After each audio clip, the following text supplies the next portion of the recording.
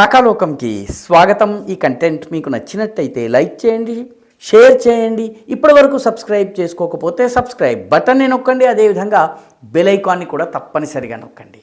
జై హింద్ మిత్రులారా.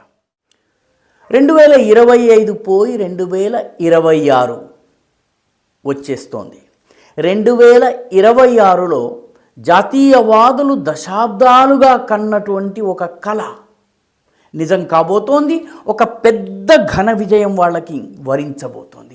వాళ్ళు చాలా సంవత్సరాలుగా ఎదురు చూస్తున్నటువంటి, పోరాడుతున్నటువంటి, ప్రాణాలర్పించి జీవితాలను పణంగా పెట్టి చేసినటువంటి పోరాటం యొక్క ఫలితము 2026లో కనిపించబోతోంది. ప్రథమార్థంలోనే మొదటి 6 నెలల్లోనే ఆ చరిత్రాత్మకమైనటువంటి ఘట్టము ఆవిష్కృతం కాబోతోంది.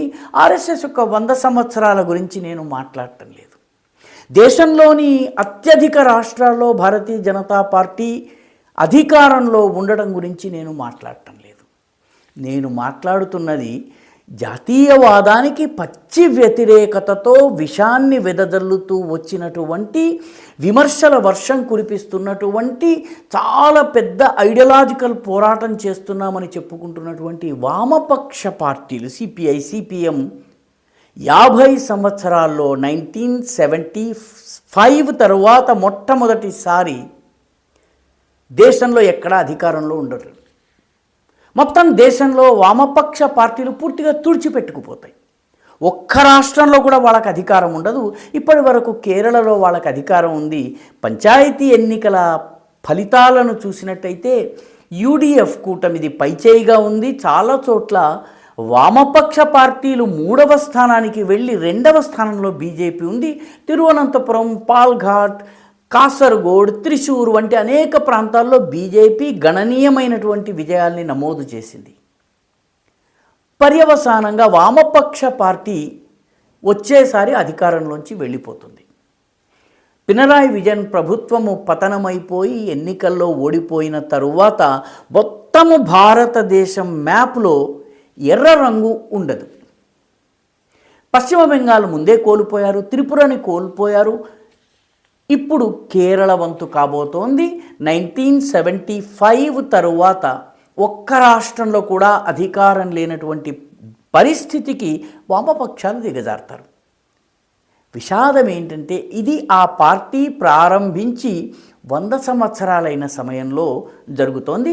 100 సంవత్సరాలు ఆర్ఎస్ఎస్ ప్రారంభించి 100 సంవత్సరాలైంది. ఆర్ఎస్ఎస్ ఈరోజు దేశం యొక్క మెయిన్ స్ట్రీమ్ కేంద్ర స్థానానికి వచ్చింది. 1947 ఆ ప్రాంతాల్లో ఈ దేశంలో బలీయమైన శక్తిగా ఉన్నటువంటి కమ్యూనిస్టు పార్టీ ఇది డిసెంబర్ 26, 1925లో ప్రారంభమైనటువంటి కమ్యూనిస్టు పార్టీ ఇప్పుడు దాదాపు దేశంలో ఒక్క రాష్ట్రంలో కూడా అధికారం లేనటువంటి పరిస్థితికి దిగజారబోతోంది. కమ్యూనిస్ట్ పార్టీకి ఇంకొక ప్రత్యేకత ఉంది. అదేంటంటే ఒకసారి ఓడిపోతే మళ్ళీ గెలిచే పరిస్థితి లేదు. ఒక్క కేరళను మినహాయిస్తే, ఎందుకంటే కేరళలో ఎల్డిఎఫ్, యూడిఎఫ్ రాజకీయం జరుగుతోంది. వామపక్షాలు ఒంటరిగా సిపిఎం గనో సిపిఐ గనో గెలవు. ఒక 15-20 చిన్న చిన్న పార్టీలను కలుపుకుని ప్రభుత్వాన్ని ఏర్పాటు చేస్తాయి. కాంగ్రెస్ కూడా అలాగే చేస్తుంది. కానీ ఈ ఎల్డిఎఫ్, యూడిఎఫ్ రాజకీయాల వల్ల కేరళలో మధ్యలో రావడం పోవడం జరిగింది. కానీ ఈసారి పినరాయి విజయన్ గనక పోతే మళ్ళీ కమ్యూనిస్టు పార్టీ బలం పుంజుకునే సూచనలు కనపడటం లేదు. 2 కారణాలు. ఒకటి, కమ్యూనిస్టుల ఓట్లని జాతీయవాద పార్టీ అయినటువంటి బీజేపీ తినేస్తోంది. ఈసారి పంచాయతీ ఎన్నికల్లో చాలా స్పష్టంగా కనిపించింది. రెండవది, కమ్యూనిస్టు పార్టీ కేరళలో 2వ తరం నాయకులు లేరు. పినరాయి విజయన్ వెళ్ళిపోయిన తర్వాత పెద్దగా నాయకులంటూ లేరు. పార్టీని ఇన్స్పైర్ చేసి, వాళ్ళని మోటివేట్ చేసి, వాళ్ళని యుద్ధరంగంలోకి, ఎన్నికల యుద్ధరంగంలోకి నడిపించే నాయకుడు లేడు.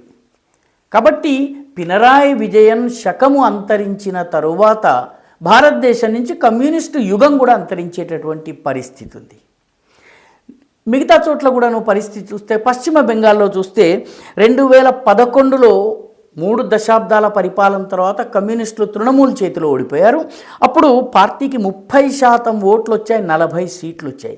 5 సంవత్సరాల తరువాత మళ్ళీ అసెంబ్లీ ఎన్నికలు జరిగాయి 2016లో. అప్పుడు కమ్యూనిస్టు పార్టీ ఓట్లు 15%కి పడిపోయాయి. అంటే సగం ఓట్లు పోయాయి. 26 సీట్లు మాత్రమే గెలుచుకున్నారు. అంటే 40 నుంచి 26 సీట్లు గెలుచుకున్నారు. తగ్గినాయి వాళ్ళది. 2021 అసెంబ్లీ ఎన్నికలు వచ్చేటప్పటికి కమ్యూనిస్టులకి 0 సీట్లు. బెంగాల్ చరిత్రలో మొట్టమొదటిసారి 0 సీట్లు. వాళ్ళకు వచ్చిన మొత్తం ఓట్ల సంఖ్య 4.73%. ఈసారి ఎన్నికల్లో ఇంకా పడిపోయేటటువంటి సూచన ఉంది. అంటే ఒకసారి పడితే కమ్యూనిస్ట్ పార్టీ మళ్ళీ లేవదు. త్రిపురని కనుక చూస్తే త్రిపురలో కూడా ఇదే పరిస్థితి. త్రిపురలో 2018లో కమ్యూనిస్టు పార్టీకి 42% ఓట్లు వచ్చాయి. అదే 2023 ఎన్నికలు జరిగేటప్పటికీ వాళ్ళ ఓట్ల శాతము 25కు పడిపోయింది. అంటే దాదాపు సగానికి పడిపోయింది. వచ్చేసారి ఎన్నికలు జరిగే నాటికి కమ్యూనిస్టు పార్టీ మరింత పతనావస్థకి చేరవచ్చును. కాబట్టి ఒకసారి ఓడితే కమ్యూనిస్టు పార్టీ గెలిచే పరిస్థితి లేదు.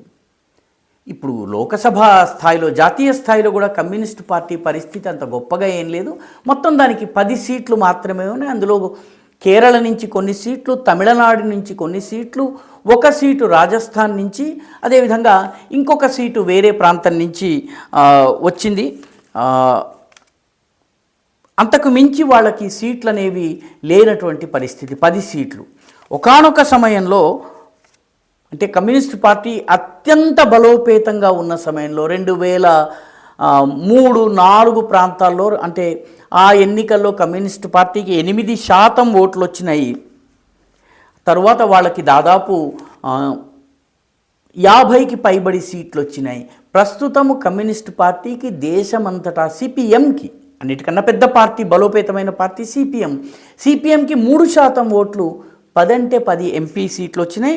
అందులో రాజస్థాన్ నుంచి, బీహార్ నుంచి, తమిళనాడు నుంచి, కేరళ నుంచి మాత్రమే వాళ్ళకు సీట్లు వచ్చినాయి. ముఖ్యంగా తమిళనాడులో పొత్తు వల్ల వచ్చినాయి, డిఎంకేతో పొత్తు వల్ల వచ్చినాయి. బీహార్లో లాలూ ప్రసాద్ యాదవ్తో పొత్తు వల్ల వచ్చినాయి. రాజస్థాన్లో 1 సీటు గిరిజన ప్రాంతంలో వాళ్ళు గెలుచుకోవడం జరిగింది. మొత్తం మీద వాళ్ళ సీట్లు 10. ఈసారి ఇంకా తగ్గేటటువంటి పరిస్థితి ఉంది.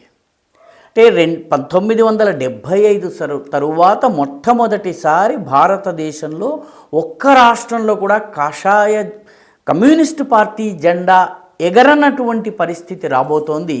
ఇది ఏ రకంగా చూసినా జాతీయవాదులకు, ముఖ్యంగా కమ్యూనిజం పైన పోరాడినటువంటి వాళ్ళు, దాని యొక్క తప్పుడు సిద్ధాంతాలకు వ్యతిరేకంగా విజృంభించి వీరోచితంగా బలిదానాలు చేసినటువంటి జాతీయవాద శక్తులకి 2026 ఇచ్చేటటువంటి అత్యద్భుతమైనటువంటి గిఫ్ట్ అని ఈ వీడియో మీకు నచ్చినట్టయితే లైక్ చేయండి, షేర్ చేయండి, ఈ ఛానల్కు సబ్స్క్రైబ్ చేయండి. మీ అభిప్రాయాన్ని కమెంట్ల రూపంలో తప్పనిసరిగా పంపించండి.